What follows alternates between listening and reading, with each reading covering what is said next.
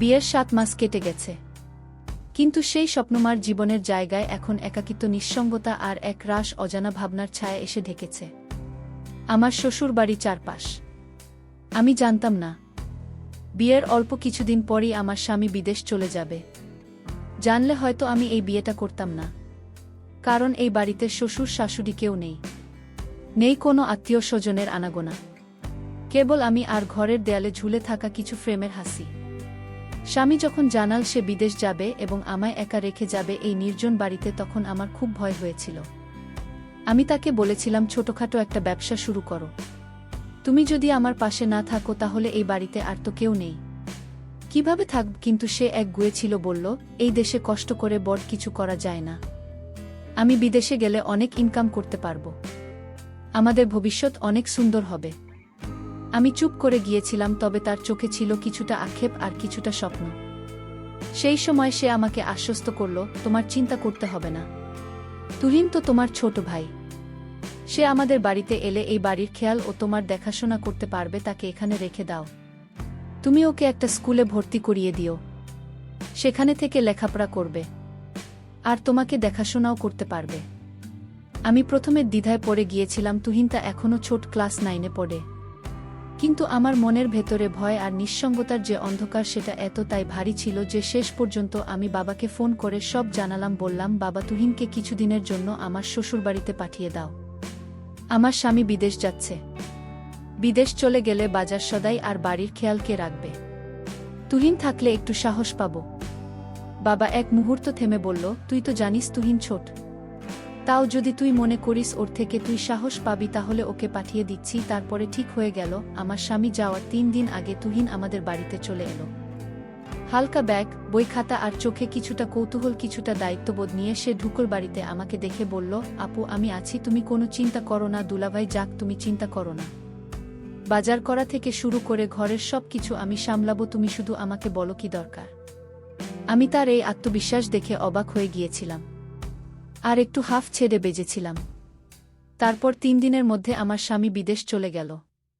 ভোরবেলা বাস স্ট্যান্ডেও কি বিদায় দিয়ে এসে আমি আর তুহিন পাশাপাশি হাঁটছিলাম, জেনে জীবনের নতুন এক অধ্যায় শুরু হচ্ছে। প্রথম 2-3 দিন সবকিছু বেশ স্বাভাবিক লাগছিল। তুহিন নিয়ম করে স্কুলে যায়, এসে আমার জন্য কিছু বাজার করে আনে, ঘরের কাজেও সাহায্য করে। ওর মধ্যে একটা পরিণত ভাব আমি খেয়াল করছিলাম, যদিও সে ছোট, তবু যেন কথাবার্তায় একটা নির্ভরতা ছিল। কিন্তু তারপর ধীরে ধীরে কিছু ছোটখাটো অদ্ভুত জিনিস খেয়াল করতে থাকলাম, যেগুলো শুরুতে গুরুত্ব দিইনি। যেমন ঘরের দরজাগুলো একটু খোলা থেকে যায়, আমার ব্যবহৃত জিনিস এক জায়গা, জিনিস অন্য জায়গা রাখা, একটা এদিক ওদিক, কিংবা তুহিন মাঝে মাঝে অদ্ভুতভাবে তাকিয়ে থাকে আমার দিকে। আমি ভাবি, অত ছোট ভাই হয়তো কল্পনায় কিছু ভাবছে বা হয়তো কেবল চিন্তিত হয়ে আছে। কিন্তু আমার মনে এক অজানা অস্বস্তি বাসা পাচ্ছিল, যা আমি ঠিক ধরতে পারছিলাম না। হয়তো নতুন নতুন বাড়িতে আসার জন্য। তবে একদিন এমন কিছু ঘটল যেটা আমাকে বাধ্য করল ভাবতে, তুহিনের এই বাড়িতে আসা কি শুধু আমার দেখাশোনা করার জন্য, নাকি এর আড়ালে লুকিয়ে আছে কোনো অদৃশ্য রহস্য। স্বামী যখন বিদেশ পাড়ি জমাল, তখন মনের ভেতরটা এক অদ্ভুত শূন্যতায় ডোবে গেল, যেমন কেউ হঠাৎ পায়ের নিচ থেকে মাটি সরিয়ে নেয়া। বাড়ির প্রতিটি দেওয়ালে, জানালায়, এমনকি রান্নাঘরের টিনের ছাদের শব্দেও নিঃসঙ্গতার ছায়া বসেছিল। কিন্তু তুহিন ছিল বলে সাহস পেয়েছিলাম, কারণ ও বলেছিল, আপু, তুমি একা নাও, এই বাড়িতে আমি আছি, যতদিন দুলাভাই না আসে আমি এই বাড়িতেই থাকব। আমি ওর কথায় ভরসা পেয়েছিলাম, স্কুল-এ ভর্তি করিয়ে দিয়েছিলাম। ক্লাস 9-এ ওর নতুন যাত্রা শুরু হয়েছিল। দিনে স্কুল, বিকেলে বাজার আর রাতে বই নিয়ে বসে পড়া, সবকিছু বেশ নিয়মমাফিক চলছিল। কিন্তু কদিন না যেতেই একটা অদ্ভুত পরিবর্তন চোখে পড়ল।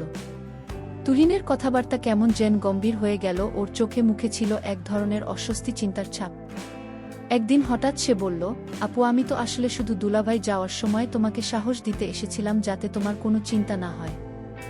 এখন তো উনি চলে গেছেন, আমি বাড়ি চলে যাই। আমি থমকে গিয়ে বললাম, তুই তো নিজেই বলেছিলি যতদিন দুলাভাই আসবে না ততদিন তুই থাকবি, এ বাড়ির খেয়াল রাখাবি। এখন হঠাৎ করে চলে যেতে চাস কেন? তুহিন একটু চুপ করে রইল, তারপর বলল, আপু, সত্যি বলতে এই বাড়িটা আমার ভালো লাগছে না, কেমন যেন অস্বাভাবিক লাগে, একা একা মনে হয়, মাঝে মাঝে মনে হয় কেউ যেন তাকিয়ে আছে, বা ঘরের বাতাস ভারী হয়ে যায়। আমি ওর দিকে অবাক হয়ে তাকিয়েছিলাম। তুই কি ভয় পাচ্ছিস? তুহিন বলল, ভয় না, কিন্তু একটা অস্বস্তি হয়, যেন সবকিছু খুব নিঃশব্দ আর অচেনা হয়ে গেছে। তাছাড়া দুলাভাই তো নেই।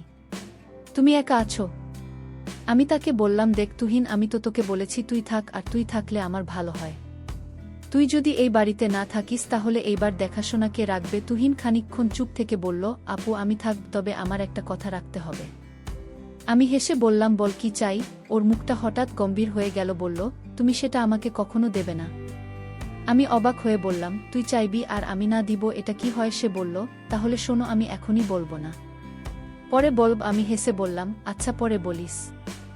এরপর কিছুদিন সবকিছু স্বাভাবিক মনে হচ্ছিল, কিন্তু আমি মনে মনে ভাবছিলাম তুহিন কিছু একটা মনে লুকিয়ে রেখেছে। মাঝে মাঝে রাতে আমি রান্নাঘরে পানি নিতে যাই, দেখি সে জেগে বসে আছে, আবার কখনো দেখি জানালার পাশে দাঁড়িয়ে বাইরে তাকিয়ে আছে, যদিও বাইরে তেমন কিছুই নেই। একদিন আমি জানতে চাইলাম, তুই রাতে এত জাগিস কেন? তুহিন একটু চমকে গিয়ে বলল, ঘুম আসছিল না আপু। আমি আর কিছু বলিনি, কিন্তু এরপর একটা দিন এল যেদিন ও আমার মুখোমুখি হয়ে বসল এবং বলল, আপু তুমি বলেছিলে আমার কথা রাখবে, তাই না? আমি বললাম, হ্যাঁ বল।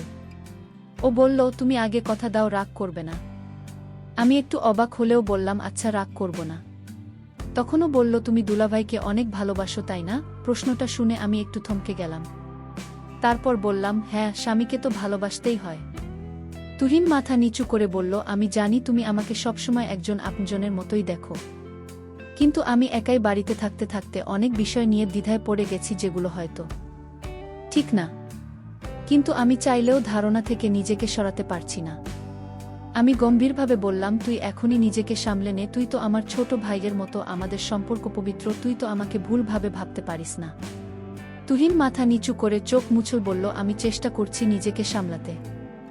মাঝে মাঝে দুলাভাইজের ঘরটা দেখে খুব শূন্য লাগে। আমি ওর পাশে বসে বললাম, দেখ তুহিন, আমাদের সম্পর্ক যেন সবসময় বিশ্বাস আর সম্মানের থাকে, এটাই সবচেয়ে জরুরি। সেদিন রাতটা সে নিজের ঘরে একা কাটাল। পরদিন আমি দেখলাম সে খুব নীরব হয়ে গেছে।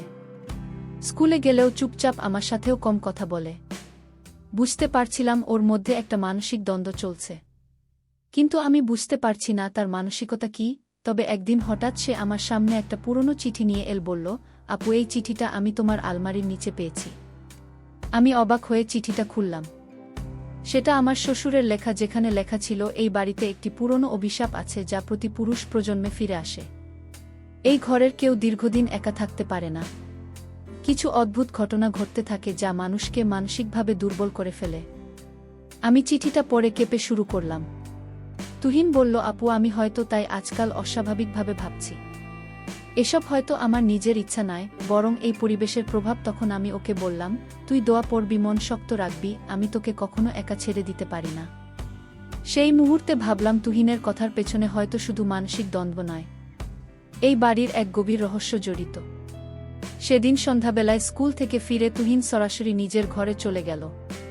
প্রতিদিন যেমন হাসি খুশি ছিল, স্কুলের গল্প শোনায় সেদিন তার কিছুই ছিল না।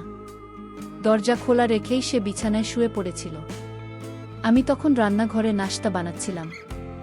হঠাৎ মনে হলো, আজ যেন অদ্ভুত একটা নীরবতা পুরো বাড়ি জুড়ে, কেমন যেন থমথমে।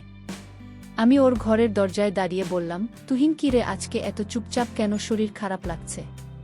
তুহিন চোখ বন্ধ করে হালকা স্বরে বলল, হ্যাঁ আপু, শরীরটা খুব খারাপ লাগছে, বিশেষ করে মাথাটা ভয়ানক ব্যথা করছে। আমি বললাম, চিন্তা করিস না, আমি তো আছি, একটু মাথায় মালিশ করে দিই, ওষুধ দিই, সব ঠিক হয়ে যাবে। ও কিছু বলেনি, চোখ বন্ধ রেখেই কেমন যেন স্থির হয়ে রইল। আমি আলমারি থেকে মাথা ব্যথার ওষুধ বের করে এনে এক গ্লাস পানি দিলাম। তুমি না বলে সেটা খেয়ে নিল। আমি বুঝতে পারলাম ওর সঙ্গে কোনো মানসিক চাপ ও লুকিয়ে আছে ওর মনের ভিতর। তুহিন বলল, আপু জানো, মাঝে মাঝে মনে হয় আমার মাথার ভেতর খুব ভারী হয়ে যায়, শুধু ব্যথা না, যেন কেউ ভিতর থেকে ডাকছে, অচেনা এক কণ্ঠস্বর। আমি অবাক হলাম, মানে তুই কাকে বলতে চাচ্ছিস? তুহিন চোখ খুল না বলল, বোঝাতে পারি না, আমি ঠিক জানিও না কে, তবে রাতে ঘুম ভেঙে দেখি দরজা খোলা থাকে, জানালা থেকে বাতাস ঢুকে, আর মনে হয় কেউ ঘরের বাইরে দাঁড়িয়ে আছে। আমি ভয় পেয়ে বললাম, তুই এসব কি বলছিস? তুহিন, কারো পায়ের শব্দ, ছায়া বা এমন কিছু কি তুই দেখেছিস? তুহিন চোখ খুলে বলল, না আমি দেখিনি, কিন্তু মনে মনে ভাবি কেমন যেন একটা ছায়া অন্ধকারে দাঁড়িয়ে থেকে তাকিয়ে থাকে, এমনও হয় যেন কেউ আমার নাম ধরে ডাকছে। তখন ঘুম ভেঙে যায়। আমি চুপ করে গেলাম, এরকম কথা আগে সে কখনো বলেনি। মনে মনে ভাবলাম হয়তো তুহিনের মাথায় কোনো ভয়ের ছাপ কাজ করছে, অথবা পড়ালেখার চাপ, বাড়ির নিঃসঙ্গ পরিবেশ এসবেও মানসিক অবস্থায় প্রভাব ফেলছে। তারপর আবার মনে পড়ে গেল তুহিন তো বলেছিল কিছু একটা বলবে আমাকে, যেটা এখনো বলেনি। আমি জিজ্ঞেস করলাম, তুহিন শোন, তুই তো সেদিন বলেছিলে যে আমার সঙ্গে একটা কথা বলবি যেটা খুব গুরুত্বপূর্ণ, আমি এখনো শুনিনি। তুই বলিসনি কেন? তুহিন চোখ সরিয়ে জানালার দিকে তাকাল, বলল সময় হলে বলব আপু, এখন বললে হয়তো তুমি বুঝবে না। আমি বললাম, আমি তো তোকে কথা দিয়েছিলাম রাগ করব না, তুই চাইলেই বলতে পারিস। তুহিন মাথা নিচু করে বলল, তোমার বিশ্বাস হারিয়ে ফেলতে চাই না আপু, সেই কারণেই বলিনি। এখনো আমি বুঝে গেলাম তুহিনের মনে কিছু চলছে, হয়তো নিজের ভাবনা, মানসিক দ্বন্দ্ব বা অতীতের কিছু ঘটনা, যেটা সে বলতে চায় কিন্তু ভয় পাচ্ছে। আমি তখন আর জোর করলাম না, বললাম আচ্ছা সময় হলে বলিস, তবে নিজের মধ্যে পুষে রাখিস না, কষ্ট হয় তোর, সেটা আমিও বুঝি। তুহিন ধীরে ধীরে ঘুমিয়ে পড়ল। আমি ওর পাশে বসে চুপ করে ওর মুখের দিকে তাকিয়ে রইলাম। ছেলেটা বড়ই অদ্ভুত হয়ে যাচ্ছে, কিছু একটা লুকিয়ে রাখছে, অথচ সেটা তাকে কষ্ট দিচ্ছে, মানসিকভাবে ভেঙে দিচ্ছে। রাত বাড়ছিল, বাইরে হালকা বৃষ্টি শুরু হয়েছিল। আমি উঠে গিয়ে জানালাটা বন্ধ করলাম, তারপর ঘর থেকে বের হয়ে চলে আসলাম আমার ঘরে। রাত 2টা নাগাদ হঠাৎ ঘুম ভেঙে গেল। আমার ঘরের জানালার বাইরে কুকুরের ডাকে ঘুম ভেঙেছিল। তারপর একটা চাপা শব্দ পেলাম, তুহিনের ঘর থেকে যেন কারো কান্নার শব্দ। আমি দ্রুত উঠে গিয়ে ওর ঘরের দিকে গেলাম। দরজাটা আধা খোলা ছিল। আমি ভিতরে গিয়ে দেখলাম তুহিন বিছানায় বসে কাঁদছে। আমি বললাম, তুহিন কি হয়েছে রে, দুঃস্বপ্ন দেখেছিস? তুহিন মাথা নিচু করে বলল, আমি ঠিক আছি আপু, একটু কষ্ট হচ্ছিল, নিজের উপর খুব রাগ হচ্ছে। আমি ওর পাশে গিয়ে বসে বললাম, তুই একা কষ্ট পাবি না, আমি তোর বড় বোন, তোর কি হয়েছে আমাকে বল। তুহিন আমার দিকে তাকিয়ে হালকা হাসল, তবে সেই হাসিতে ব্যথা লুকিয়েছিল। সে বলল, আপুর মতো কেউ পৃথিবীতে নেই যাকে সব বলা যায়, কিন্তু সব বলা যায় না বলেই সবচেয়ে কাছের মানুষটাকে কষ্ট দিই। আমি চুপ করে ওর কথা শুনলাম। যাই হোক, তুই তো জানিস আমি তোকে কত ভালোবাসি। আমি জানি আপু, তুমি আমার মায়ের মতো, তুই আমার ভাইয়ের মতো। তুহিন চোখ বন্ধ করল, বলল, এই কথাটাই সবচেয়ে বেশি শক্তি দেয়া আবার কষ্ট দেয়া। আমি তখন বুঝে গিয়েছিলাম তুহিনের মনের ভেতরে এক ধরনের দোটানা চলছে, সময় হলে সে নিজেই বলবে, কিন্তু আপাতত ওকে সাহস আর আশ্বাস দিয়ে পাশে থাকতে হবে। নিজের তুহিনের কষ্টের গভীরতা বুঝতে পেরে আমি ওর পাশে বসে আর কিছু বললাম না।